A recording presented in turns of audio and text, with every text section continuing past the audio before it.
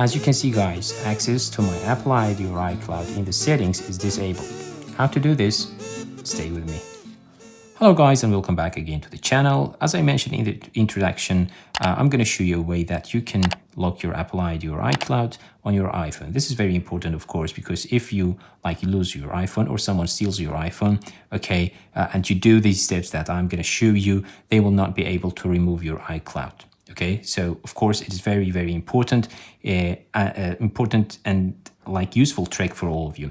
For doing this, scroll down to the screen time.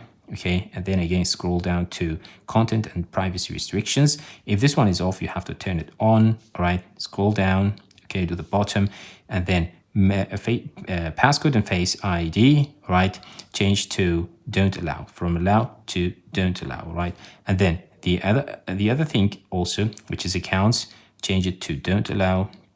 All right, and now back again.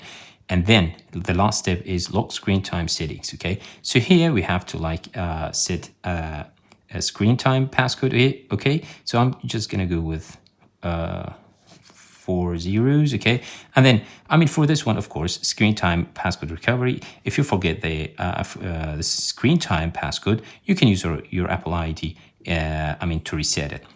You can use your email here or phone number, but in case you don't, just cancel, all right? And then you can skip this one, okay? So if I go back, right, to here and see my Apple ID here is locked, all right? So in this case, if someone steals my iPhone, he won't be able to remove my Apple ID or iCloud.